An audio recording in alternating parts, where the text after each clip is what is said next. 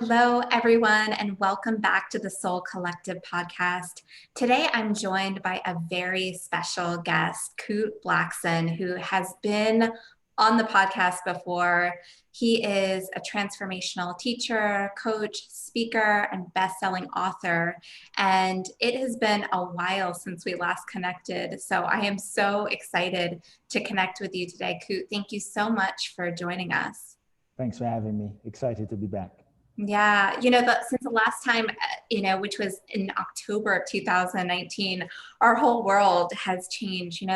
So this is, definitely a great time to be a transformational coach. What are some of the things that you've been navigating? I know you've written a book since we last connected, which I'm so excited to talk with you about today. But share with us just a little bit about what you've been up to. Wow. What I've been navigating, writing this book, which started pre-pandemic, right? So I had no idea that I was going to write the pandemic was going to happen. Moved from LA after 20 some years, totally unexpected, after never thinking that I'd ever leave. Moved to Phoenix, where I had a house, which I never thought I'd stay full time.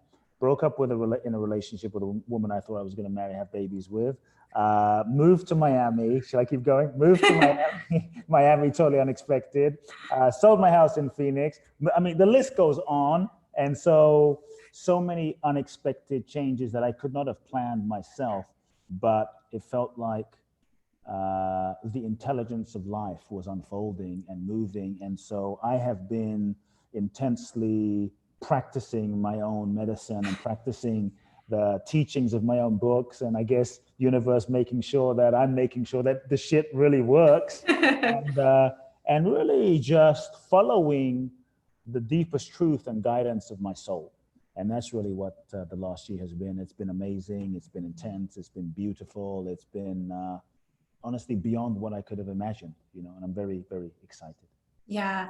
So I have to ask you, does your work as a transformational coach prepare you in some ways for, these big shifts that you encountered? Or was it still, this period of for a lot of people when there's great change, it's rocky and, you go through ups and downs. What was that journey like? I think the work I do and my own spiritual practice of throughout my whole life really is part of what prepared me to navigate some of these unexpected changes, because I didn't plan any of them. They just happened. None of them were planned. And so at the beginning of, let's say, 2020, I could not have told you any of these changes would happen. And so I would say that I really believe that as human beings, we are here, we incarnate into this human experience to evolve. Everything is about evolution. Life doesn't really care about convenience. Life just cares about evolution. And that's it. We are here, we incarnate to evolve, learn lessons, grow, realize our true nature.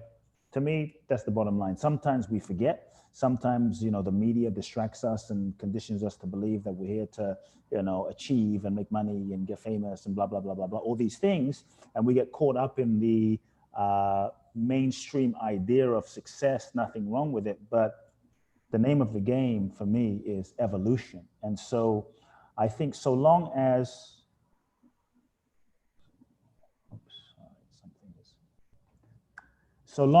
we are growing and evolving, that's the game for me, and so when challenging things happen, when challenging things unfold, when challenging experiences are blowing through my life, I'm always looking for, what is the lesson?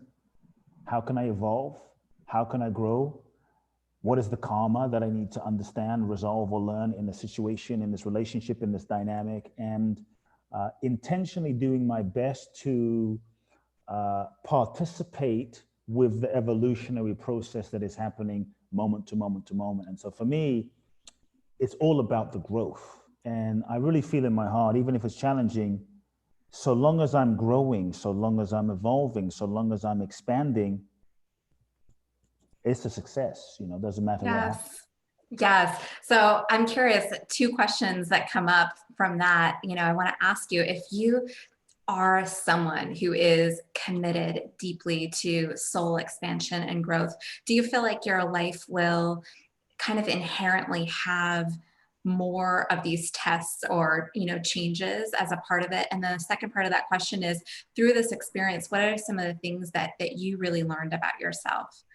Yeah, I really do believe, I was just talking to someone about this the other day, that if when we are on a path of growth and expansion, we're going to be evolving and moving quite rapidly.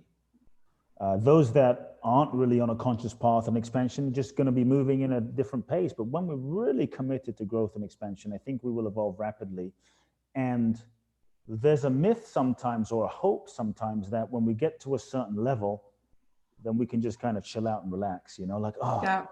if I can evolve to a certain level, get enlightened, evolve to a certain level, then there'll be no more challenges. And I can reach this nirvana point where there's no more challenges, everything is cool, I can just coast, right? And be in this eternal bliss.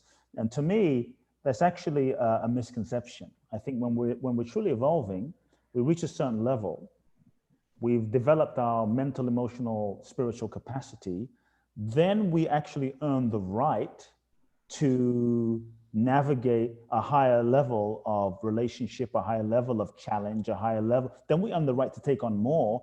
And that's often why I think when bigger level challenges, bigger level problems, bigger level opportunities show up in our life, not as some kind of punishment or even that we're doing something wrong, but simply because our capacity has grown, like a video game, right? Our capacity has grown to the next level. So now we're able to handle more. And so life gives us more to handle so that we can keep expanding and evolving and tap into deeper parts of ourselves, but also put what we've learned to that point into practice. And I think that's really a key right there. And if you look at the big wave surfers, like let's say Laird Hamilton or Kelly Slater, I don't know if you've seen those guys. Yeah. This little guy surfing these huge 100-foot, 200-foot waves, and there they are in the middle of the ocean. It's like, oh my God, this is a guy, he's going to die. And they don't go, the better they get, they don't go looking for the smallest wave. They literally spend their entire day looking for the biggest wave. They'll fly to Indonesia, they'll fly to Hawaii, they'll fly all around the world just to chase down the biggest wave. They want the biggest wave. And so as we evolve, the shift that's happened for me over time that I would invite everyone to consider is stop praying for life to get easier. Because when we're praying for life to get easier, we're kind of in resistance to the flow of nature, which is constant evolution, constant growth. And when we're resisting, then we stay stuck. And so stop praying for life to get easy. Instead, work to spiritually, mentally, emotionally continue to expand your capacity moment to moment to handle more. And I think when we handle more, then the next level of our dharma, the next level of our purpose, the next level of our mission, the next level of manifestation begins to unlock itself for us because we've become more. Because to me, life doesn't just give us what we want. Life gives us what we are, who we are. Yes. Yeah. Oh, such a great analogy about surfing, and also that mantra of really, just embracing the change, which is important right now. And, your book really speaks to that, and surrender is harder to do than it sounds, right? Like it sounds so easy. Like I'm just going to surrender to what, but what I've found is that sometimes we can get in our own way. And I don't know that if that has been, the case for you in your journey at all, but I'm just curious with you in your evolution and, now speaking all over the world and impacting, hundreds of thousands of lives. Mm-hmm. Did you always, set out to be on this path? Is it something that you kind of always knew in your soul that you were meant to do? Or is it something that really, evolved over time? Yeah, for me, from a very young age, like I was born in Ghana, West Africa. My father's from Ghana, my mother's Japanese. I grew up in London. And my first memories as a young boy was a deep calling to serve people. So I always had this feeling, this intention, this desire that was kind of beyond myself, that I wanted to make a difference in people's lives. I didn't necessarily know what it would look like. I didn't necessarily know how it would manifest. I didn't necessarily know that it would look like what I'm doing now, but I really felt this this unexplainable desire to, I would feel people suffering. You know, I was a very sensitive kid, so I felt people suffering, and I felt the suffering of humanity. And there was something I wanted to do to help alleviate people's suffering. And so following that trajectory, I was supposed to take over my father's churches. My father has 300 churches in Ghana, West Africa. I may have shared this story with you last time.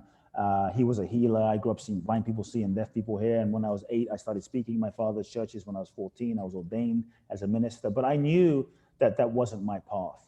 I knew without a shadow of doubt that my path was a different path, but I was too afraid to say anything to my father. And when I was 18, that's when I finally had to come to the place of deep honesty and surrender to my deepest truth in that moment, which is, this is not my path. And my fear was, if I really surrender to what I feel is true, if I really surrender to my deepest truth, if I really surrender to what my soul is guiding me to do, I will lose everything. I will lose my father. I will lose my family. I will lose the support of the community. I will be alone. I will be outcast. I will be abandoned. And so that was my fear, and finally managed to have the conversation with my father, and we didn't speak for 2 years, and it was very difficult. But I knew that I knew in my heart that I was following my deepest truth. And I think part of surrender, or an aspect of surrender, is the willingness to follow your deepest truth, the willingness to follow your soul's guidance, even if you don't know where it's taking you. One of the things that we are so conditioned to do as a form of control as human beings is the need to know and understand everything. We try to know why things are happening, or where things are going, or what's going to happen. And we try to control, thinking that we're in control. But to me, control is really an illusion. If 2020 taught us anything, we're really not. So true. The universe reminding us that we're really not in control. And so I think for me, it was the willingness to say, I feel something moving me in a direction. I feel this deep desire to serve, this deep desire to inspire. I feel it in my gut. It's my deepest truth. It's not this, but it's this direction. And when I looked in this direction, I had no idea where that was going to lead. There was no roadmap. There was no life coaching school. There was no nothing. All I knew was, this feels authentic. This feels aligned. This feels true. And so for me, it was a willingness to surrender to the unknown and embrace the unknown. And I think part of surrender is, at least that worked for me, is the willingness to allow ourselves to be guided.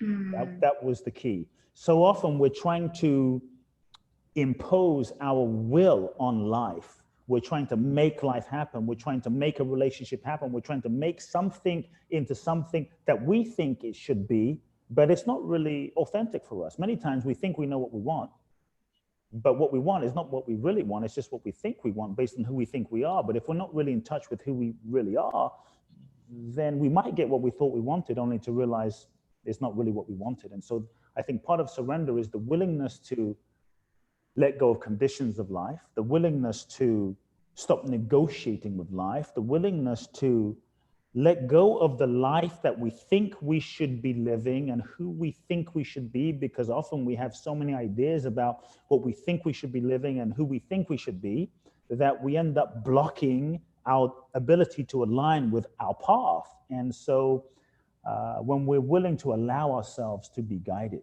when we're willing to allow ourselves to follow the authentic energy, I think that's when we're guided. And honestly, that's really what I've done my whole life, is follow the guidance. That's really how I've lived my life. Yeah, it takes a lot of courage, and I think that sometimes when you follow that authentic path, there can be a little bit of a gap or a not knowing, or you're not seeing the tangible rewards right away. Like, you spoke of 2 paths, which were clearly, one was clearly delineated for you, which was to follow in your father's footsteps and have this huge community and all this, respect and honor, right? And then the other path, which felt more authentic to you, but was a great unknown. And I think oftentimes the true authentic path has much more uncertainty within it, Yeah. And so I think that willingness that we have to cultivate, the willingness to trust life, and someone was telling me, well, how do I trust life? how do I trust life? And I looked at them and I said, how do you not trust life? Like, really, like, how do you not trust life? And he looked at me like, are you crazy? What do you mean, how you not trust life? I said, look around just for a moment. Practically look around, look at the sky, look at the clouds, look at the sun, look at the, I said to him, has there ever been a day when the sun forgot to come out? Where you woke up one day and you're like, where the hell is the sun? Oh, the sun just fell asleep. It just forgot that it was time to come out. Has there ever been a day? I just said, so look at nature.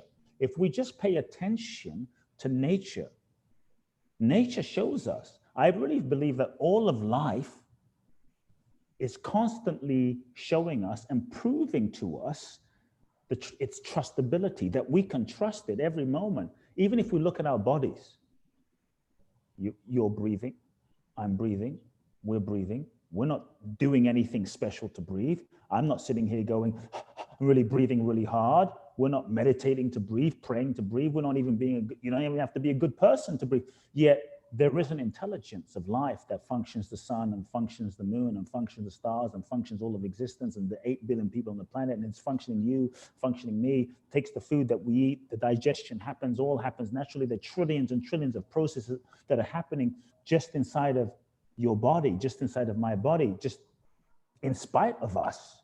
And I think if we really start bringing our attention to nature, our attention to ourselves, I said to him, how can you not trust this intelligence that is functioning you?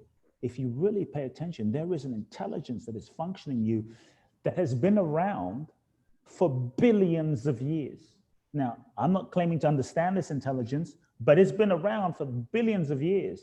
And so if we can just bring our attention to that, then I think it can begin to unfold a deeper level of trust, you know, willingness to trust that there is an intelligence that is unfolding.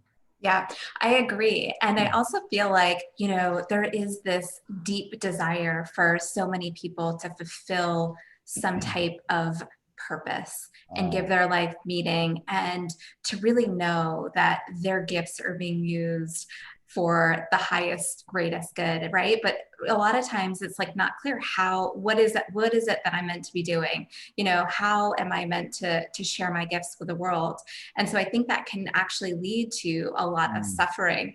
And so I'm curious, like, how you would relate surrender to this, you know, process, because it's like, you know, what is the difference between surrender and laziness, for example? Like, do we need to strive for our purpose and continually, you know, fine tune it versus kind of surrendering to that unfolding? First, I want to say surrender is not laziness. You know, sometimes we think surrender is just being, laziness is laziness, right? Sometimes we think that if we surrender, that it's passive.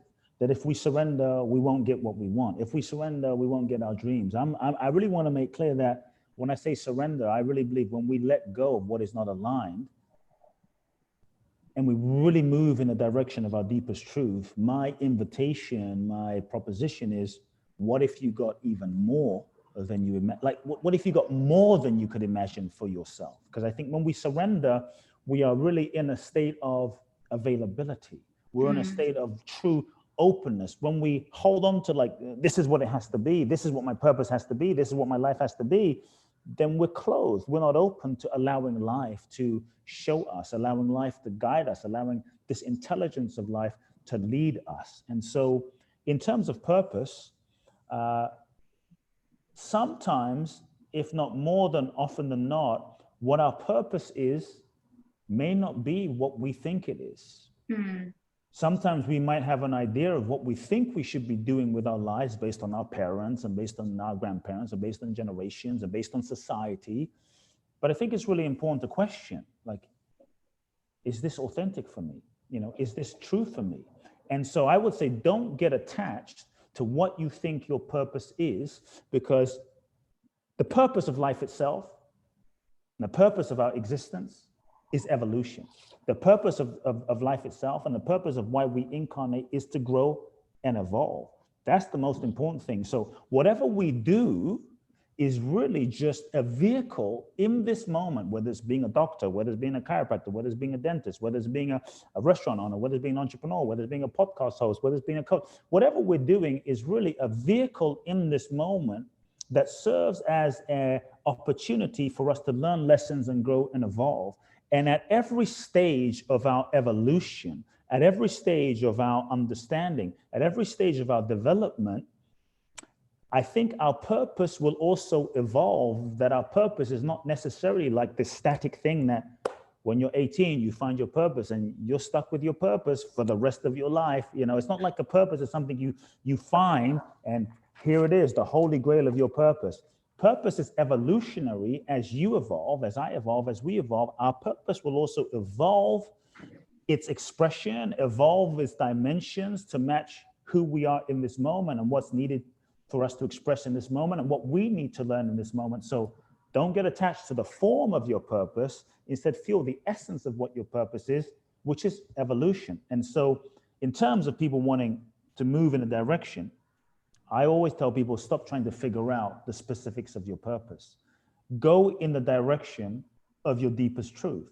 Go in the direction of what lights you up. Move, like when I was a kid, I went in, I didn't know the form.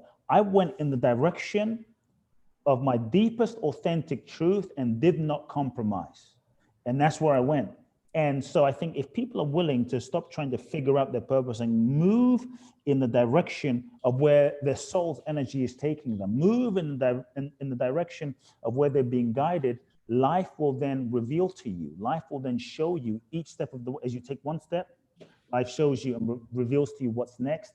You take another step, life reveals to you what's next. It's a revelation. And so I think purpose is revealed at different levels based on your readiness and your conscious evolution in that moment. And the form might shift. So don't get attached to your purpose, get attached to the evolution and stay open. Now, in terms of surrender, you talked about laziness.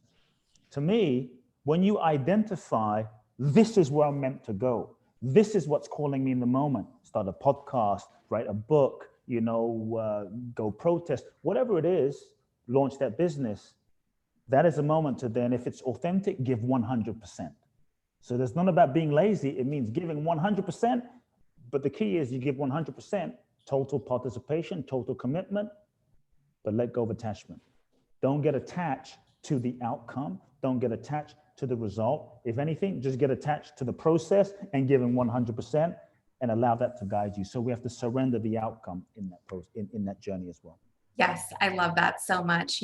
It's interesting. I was swimming the other morning and I got this download that was really about connecting to source, connecting to spirit, and that being a gauge of how successful something is. Like, how much do we feel alive and aligned with ourselves and our higher selves, right? And I think so often we mistake external measures, whether it's likes or whether it's, fame or status or whatever the measures are in our society. And so I love that you're saying that, because sometimes we can be on purpose, but we're not getting that external validation or recognition. And we might feel like, oh, we've lost it, or we need to find it somewhere else, right? So I'm curious to ask you, in your journey, which, you're prolific in content, you've written a best-selling book, but were there times on your path where you were like, I don't know if this is the way,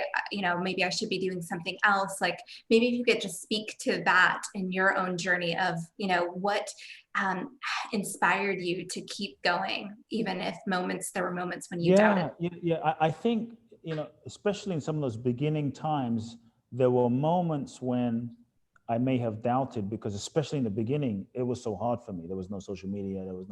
It was just like me wanting to help people. And I started working one-on-one with people. And so it was really challenging. And I really wanted to work with people very deeply, very deep, do deep transformational work with people. And so it was difficult. It wasn't easy. It was really hard. And there were moments where I questioned, but when I felt beyond my mind, I felt in my heart, this is the path.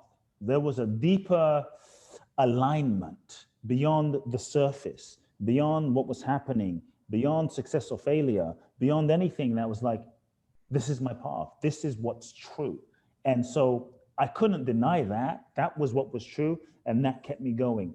Now, at different stages of my evolution, uh, each stage of my evolution required letting go of something, because perhaps at a certain stage of my career, I had maybe mastered or learned the lessons and outgrown what I had previously done. And so, for instance, when I was just doing one-on-one work, there came a stage where I needed to grow, and I started doing these journeys to India. Then I grew some more. Then I started doing these journeys to Bali and training coaches and doing seminars, and the seminars grew 200, 300, 400. The seminars just grew bigger. And so then there came a point where I really stopped doing one-on-one work. And so it wasn't so much questioning the purpose. The purpose has always been to serve humanity. The purpose has always been to help people transform. The purpose has always been to help people remember who they really are. The purpose has been to kind of elevate consciousness. Sometimes the form of the purpose has needed to shift because the form I've either outgrown or it's no longer aligned with the expression of what my soul is in this particular moment. That's why I say don't get attached to the form. Stay in tune with your purpose. The purpose might express in different ways, you know? For instance, another example is when I first started, I was known as a life coach, and then I was known as a transformational coach. And then, I got very well known as a coach, a pioneer coach. And then there came a point where my evolution shifted, and I realized everything I built my kind of coaching business on, coaching practice on, had to shift. And then I had to let go of that kind of identity of being a coach and really step into the process of being a spiritual transformational teacher versus coach, which was what everything I had done was based on before. And so the form changes, and all forms change in life, but the essence, of your purpose can stay. And that's what has kept me motivated. That what is really what has kept me going, because for me, it's never been, and I tell people that want to really be healers, teachers, speakers, coaches, don't do it for the money. I see a lot of people getting into self-help and spirituality because, that person's making money and that person, I can start an online business. And really do it because you feel a calling to serve the soul and serve someone's evolution. Because if that calling is there, it doesn't matter if someone likes your post or not. It doesn't matter if 50 people or 100 people. What matters is you are doing the work to transform and help someone's soul evolve. That's what's really important, and I think so the focus, I believe, if you really want to help people, it should be on service. And that's where I've really kept my attention in all moments. It's like, am I being of service? Okay, is this helping me be of service? Is this project helping me be of service? I'll make lots of money here. Yeah, but is it helping me be of service? No. And that's kind of what helps me navigate. Is this being of service? I love that so much. And, one of the things that I really love about you is that you're so committed to service, and you also seem to be very committed to your own conscious evolution. So I'm really curious, what are some of the practices that have really led to your conscious evolution? Not too complicated. I mean, my whole life, honestly, I've been meditating. From a very young age. I started meditating at age 9 and just been meditating pretty regularly ever since. So I recommend true meditation, which is the process of sort of going beyond your identity, going beyond yourself and connecting to the deeper dimension of your being. So through the process of meditation, that's been very helpful. Daily practice. From a very young age, I started journaling, and the process of actually just free form writing feelings, emotions on the page, and just processing and clearing feelings and just ideas. And that's been very evolutionary, because when you journal and you just practice writing daily, there might be things you're processing that rather than keeping it stuck in your own self, you just get out and you just work through things. So I've been journaling since I was a kid, and I have stacks and stacks of journals. So for me, one of the most valuable, everything in my house could burn down, but like I would grab my journals, right? And so I think journaling is really important. Physical movement and exercise has been a very important practice for me, actually.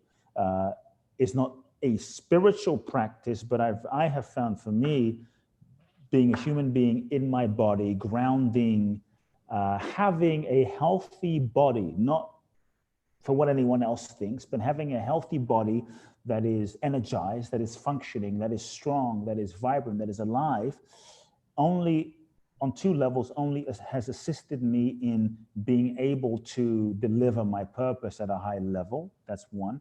But also having a healthy body where there's an openness, there's an aliveness in the physiology, will allow you to, it's like when your energy and vibration goes higher and rises, if your body isn't in tune, attuned, and optimized, then what I found is you won't be able to sustain the high vibrational consciousness that is happening in your physiology in an embodied way. And many times your body won't be able to sustain the sort of higher states of consciousness that you are accessing through your spiritual practices and meditation. And so I think it's important that we work with the physiology through exercise, through yoga, through different things, so that the body, the bandwidth of the body, the physiology and the nervous system through movement is able to hold the frequency that we're stepping into. Otherwise, what I found is we will tend to unconsciously sabotage ourselves to bring ourselves back down so that we can contain the energy inside of our body that isn't optimized for more sort of energetic opening. Yes, that's so true. That is so true. I want to go back to business for a second because, you know, there are a lot of healers and coaches that listen to this show. And, you know, it's amazing when you are able to grow a community and you have, you know, all different channels and, you know, content. But if you're just, you know, you're kind of starting out and it's overwhelming of like, I know that I want to impact people and share, but how do I, you know, begin to reach people or share my message, or even, you know, what advice would you have?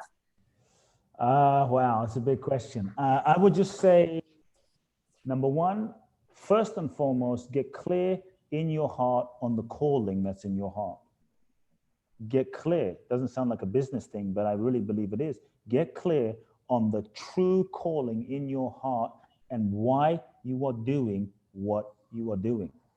Some people who want to be coaches actually shouldn't be coaches. Their gift is somewhere else. But they have an idea that I should be a coach because that's the way to serve people. And then they might be more able and gifted to serve people as a financial advisor or as a musician, as a business person. And, you know, so I think it's really important to really check yourself in the beginning to feel what is my calling and my motivation, and why am I guided to go into this field of transformation, spirituality, self-help, personal development, and assist people in that way. Like, what is that motivation? And align with that motivation so you're clear on the calling, because that calling is what will move you through the challenging times of building a business, because especially in this field, it can be challenging. So that's number one. Number two, really feel into what is the unique message? What is the unique essence? What is the uniqueness of what you have to offer? Number three, I'd invite people to really get clear on who is the individual, the audience, the group of people, the client that you are uniquely qualified to serve. You know, based on your experience, based on your successes, based on your failures.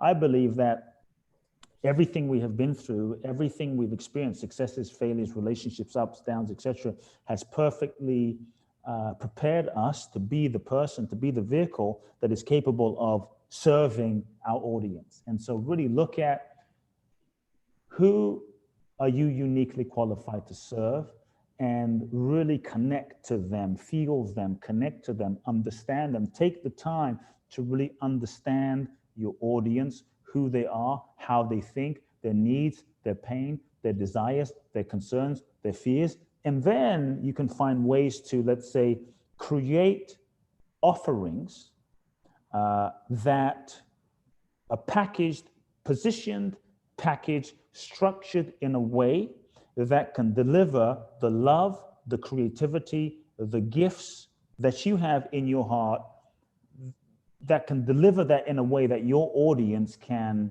most receive value from, receive insight from, receive transformation from, and then understand the value of what you're offering. Because it's important that they understand the value of what you're offering, because ultimately, look, money is a result of adding value. Let me repeat, money is a result of adding value, and people get value when you're able to solve someone's pain, problem, or challenge in some specific way. And there are many people that say, well, cool, I am adding value to people's life, but if that value isn't understood or packaged correctly or appreciated, and so we have to learn to package our invitational offering in a way that is digestible, appreciated, and understood by our audience. And Yes. then I would say really focus on adding value. If I were them, I'd say give away content for free. Really give content away for free. People say, well, no, I just want to, how am I going to make money? If you really give content away for free, you share, you add value, you serve, whether it's videos, whether it's the podcast, whether it's, audios, you give and you serve. Then you get into relationship with your audience. And when you're in relationship with your audience, you build the connection, you build your audience. And then, so don't be so in a rush to just make money and make it a transaction to build a business. Get into relationship. The foundation is the relationship with your community, with your audience, that they know you care, they feel you care, and you're adding value. Because when you add value, they feel it, they receive value. And then it's just so be patient, because then it's a matter of time, over time, that when they're really ready to transform in the way that you're offering, then now you have a relationship, you've been positioned in their mind as someone who's added value, they have an experience, they're more likely to reach out to you for your offering and service. So those are a few things. Yeah, that's such great advice. Thank you for sharing that. I really truly believe that every step that we take along our journey leads to where we are. And even if it's something that we're doing that doesn't seem related, it is related, and we're able to draw upon those gifts. I spent 15 years in corporate America. Wow. But I'm using those gifts and Yes. the lessons in what I'm doing now. So just curious to ask you, because you have had such a unique upbringing, what it was like for you growing up in your father's church, and how those gifts translated to what you're doing in the world today. Yeah, look, I mean, it was unique, but I didn't think anything of it growing up. I just thought this is how everybody's life. It was normal to me. I would see a crippled woman crawling on the floor. My father is this African healer, so to speak. I see this crippled woman crawling on the floor. She pick up the sand. This man walks on, wipes on her face, and stands up. So I didn't think anything was odd about that. That was just what happens, until I would start telling, my friends and teachers in school, and they thought I was off my mind, they thought I was bonkers. And until they came to my father's church and they saw miracles happening. So,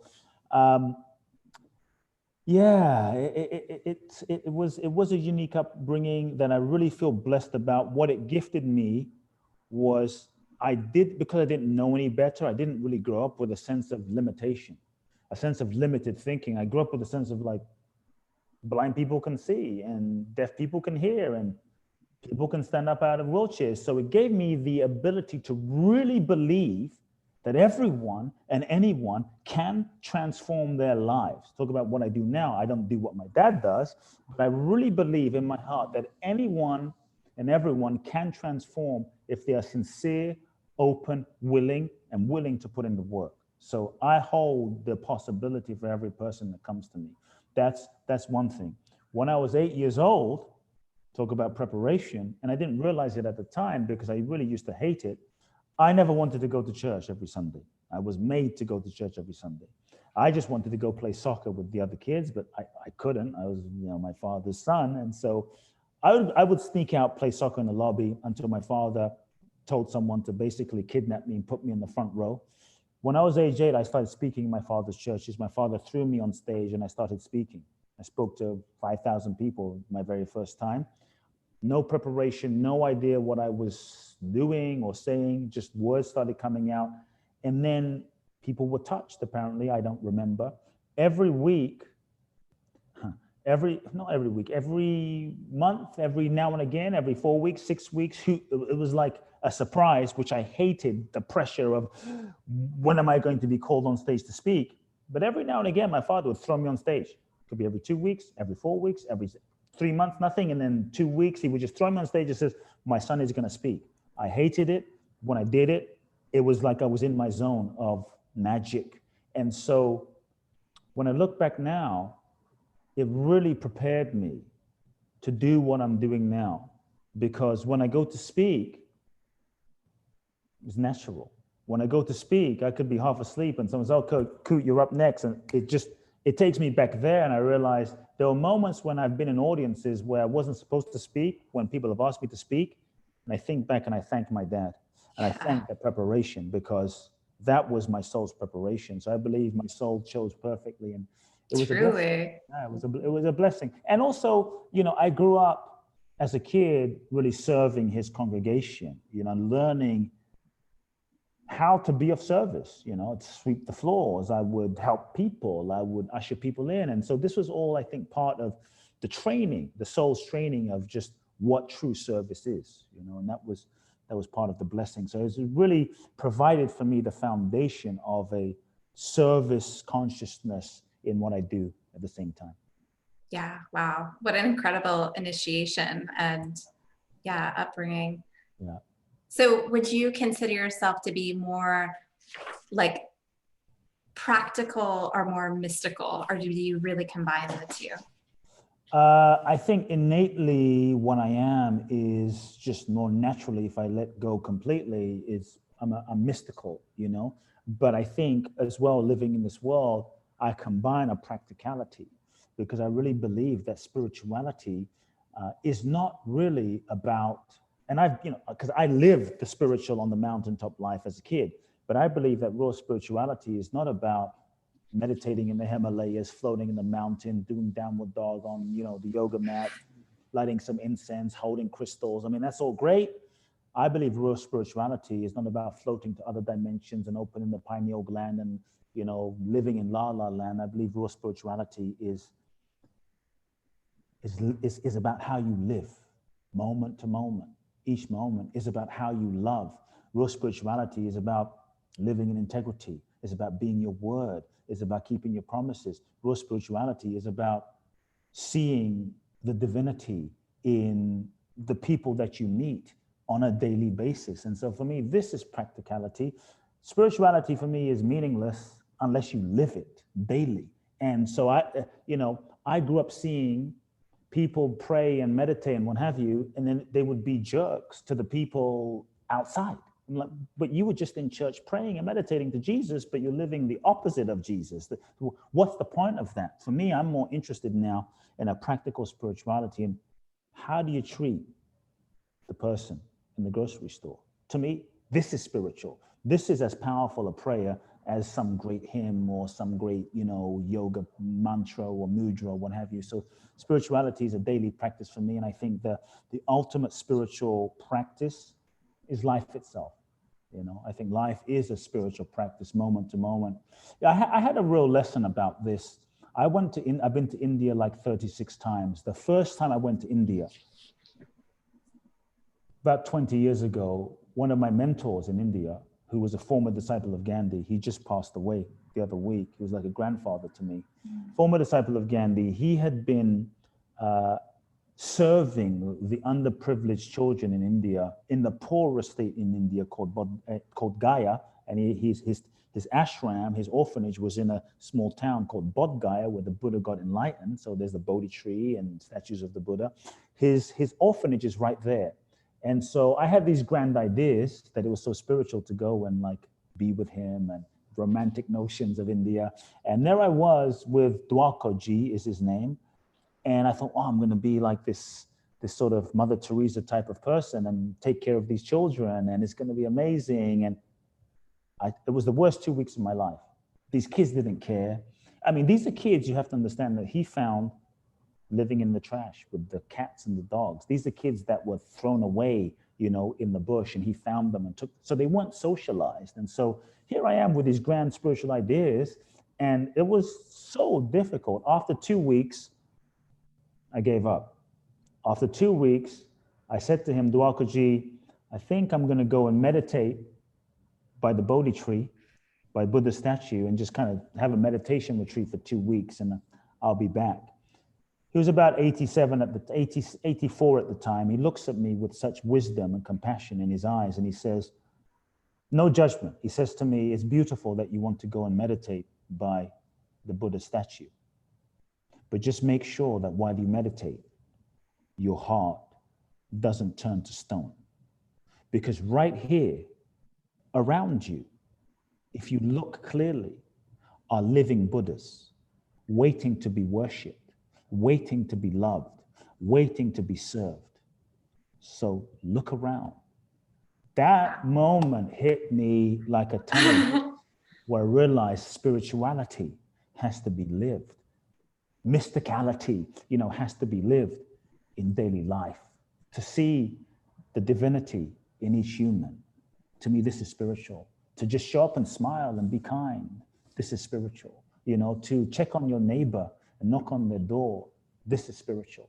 And so I feel we have to really get to be lived. We get to live it as human beings, to bring heaven on earth through the body, through our humanity is what it's about for me. Such a powerful story. Kut, in the beginning of our conversation, you started by saying that you have experienced personally so much change in your life, in the past year or so. And I think it's really timely because so many people right now are navigating change. And whether it's, losing a job or considering just completely changing a career direction or, navigating a relationship change, what advice do you have? Because I feel like sometimes we want to hold on to the familiar, because it's more safe than going to the unknown. But it sounds like you're adept at the art of surrender and really embracing, what your soul is leading you to do. So if you could share just a little bit of wisdom in that regard. The next level of our lives will require the next level of who we are. And the next level of our lives will often require that we let go of what is not aligned anymore. Yes, many times we tend to hold on out of fear, out of comfort, out of familiarity to the known. We know we need to let go of that situation. We know we need to let go of that relationship. We know we need to embrace the change, but we go into fear and we hold on, And so I think we have to be willing. Life is a process of evolution. We have to be willing to evolve and grow and let go. And so ask yourself, am I growing? Is holding on, is this growth? Because many times it's not growth, And so let me break down kind of like a few different phases, okay? Let's call it the phases of surrender, just for simplicity. When we're living that first phase, maybe we're living unconsciously and we're in denial. We're in denial that anything needs to change. Well, no, what do you mean? We don't even know something needs to change. We're not even at the stage of going, you know what? I think I need to change. I need a shift. We're just living life kind of unconsciously, doing our thing. A lot of folks are in this stage. The next stage is we begin to become aware that maybe something needs to change because something's not working, relationship's not working, we're in pain, we're not quite happy, we're not inspired at work, we're having some health issues. So something needs to change, but it's going to require some shifts. It's going to require some changes. And because the ego is about preserving our identity and the ego is about preserving itself, we move into the next phase of, let's call it resistance, where we start to resist some of the changes we're kind of having a sense we need to make. And so we start resisting, we start fighting, we go into denial. We move from denial, maybe we start lying to ourselves. No, it's not a big deal. No, that doesn't matter. No, I don't really care. No, I don't really want that. No, and everything's fine. So we start telling ourselves some lies in this phase, okay? Then, so the resistance happens, and then I'll say this, holding on to that which doesn't work only blocks our blessing. And holding on to that which doesn't work simply keeps us stuck, and we keep recreating the same thing over and over again. So then we move into that next phase, which we'll call, well, we start negotiating with ourselves. I don't know if you've ever done this, but we know we need to change. We're resisting, but we're like, well, it's not so bad. I mean, he's not so bad. He's got potential. She's okay. I mean, my career, I can handle it. Maybe there's a lesson here. We start negotiating to try to hold on to our current reality in some way, because the fear of letting go and the fear of the unknown. So the negotiation begins to go, how can I preserve my current situation? So that negotiation phase for some people lasts a decade, a year, maybe a lifetime, right? Then we move from that negotiation phase where we begin to finally realize, oh shit, there's nothing's going to change if I keep doing this. Nothing's going to be any different. And we finally have to, you could say, give up in a sense, the sense of fighting, and we move into acceptance. Okay, it is what it is. He is what he is. She is what she is. The situation is what it is. The world is what it is. Some of us were fighting the pandemic. Fighting is like, this is what it is. You can fight it, but this is the way things are on the planet. We can find ways to work with it in our own reality, but this is what's happening. We can't travel like we used to, at least in this moment. So we have to find ways to work with that. So that next stage is a stage of acceptance. Most people don't get to acceptance, but if they do, most people end up staying stuck in this level of acceptance. Acceptance doesn't necessarily mean surrender. There's a difference between acceptance and surrender. To me, acceptance is like, okay, let's say it's raining outside and you don't want it to rain outside and you're like, oh shit, it's raining outside. So you take an umbrella and you're moaning, groaning, and complaining, but internally resisting that it's raining outside. The sense of the experience that I'm having is not the experience that I should be having. But you take an umbrella and you deal with the rain, but you're pissed off that it's raining outside. This can be a level of acceptance. Most people don't move from this phase to surrender, but they don't realize that there is a stage between acceptance and surrender. And this is a stage that speaks to what you're talking about. This stage is what most people miss or don't go through, which is the stage of grieving. Many times we avoid grieving because we're afraid that if we grieve, we're going to have to finally let go of the dream, the idea of what we thought we had. So kind of one way to not let go is to not grieve fully. I don't want to grieve because if I grieve, then I'm going to finally have to let go of the fact that this person is gone. But if I don't grieve, then I can kind of stay stuck. So to surrender is a death. When we surrender, there is a death of the ego, there is a death of an idea, there's a death of an old self, there's a death of a dream.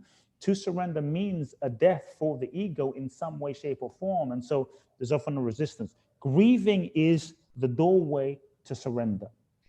And so when we truly allow ourselves to grieve and honor our human feelings, if we don't grieve, we keep ourselves stuck, cycling back over and over again. Sometimes a mistake that we make in the spiritual field is we want to stay positive.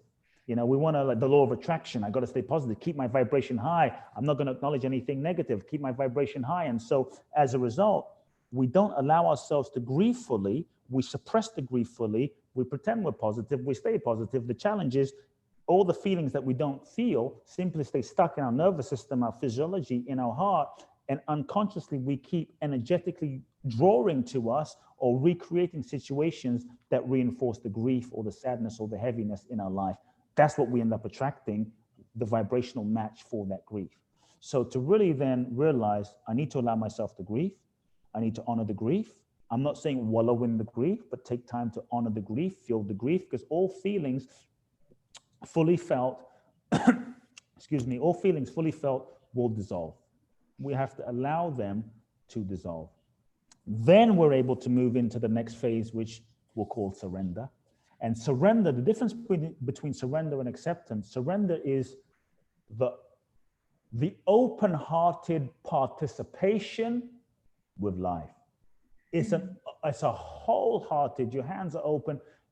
It's a sense of saying, look, even though I don't understand what's happening right now, it's a deep trust in the intelligence of life that everything is happening for your highest good, and is the willingness, even if you don't understand where you're going, to participate in the unfolding of the experience that is happening. So you're willing to cooperate with the experiences that are happening, so that you're willing to use the experiences that are happening for your highest soul's evolution. And so you jump in and you roll your sleeves up and say, maybe this is challenging, maybe this situation is difficult, maybe it's hard, maybe it's what I don't want to go through, but I know it's here to evolve me, and I'm going to participate with it and work through this. That's the level of surrender.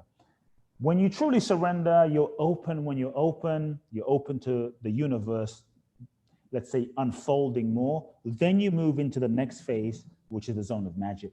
And that's really what the book is about, is how do you move to the zone of magic, move through these phases. When you move into that zone of magic, you know that you're in that zone of magic because you're in the flow. That doesn't mean things are always easy, but you're right. It's like you're riding the wave that we were talking about. You're in the flow, things happening, people show up, situations happen that you couldn't have planned with your mind. The old paradigm is, with your own personal power, you're trying to figure life out, make life happen. When you surrender, you stay open, you allow your soul to guide you, allow yourself to be guided. That's when situations, synchronicities, manifestations, things happen that you could never have even imagined. They start unfolding because you are open to the infinite possibilities. And so if you're in a stage where changes are happening, realize changes are good. Changes simply means you have outgrown your current level. Congratulations. Allow yourself to grieve. Allow yourself to let go. And as you let go, just know that, yes, you will have to let go of things, but it's really letting go of what is not aligned, so that you can make space, more space, energetically, vibrationally, for life to meet you where you are today, in the form of situations, people, and relationships. So create the space and life will meet you where you are. So powerful. I love that. And I think so much of the key is in the framing of it, right? And in the embracing of it, because, when we do have resistance, it makes it so much harder. It can be counterintuitive at times, but to go into it with that open-heartedness is so key. So I love that. Thank you. Coop, this has been an incredible conversation. I awesome. love talking with you. Where can people go to connect with you and learn more about? If people want to know more about the Magic of Surrender book, they can simply go to www.themagicofsurrender.com and get the book. It's available on Amazon, retailers. It's all over the place. Available for pre-order now, or depending on when people listen to this interview. If you buy the book, go to the website, enter your receipt into the website, you're going to receive a bunch of amazing free gifts. I'm giving away a workshop and PDF. I'm giving away I'm giving away so many things I don't even remember. Awesome. So you can get the book there, and obviously I'm on social media. Coop Blackson, coopblackson.com is my other website as well.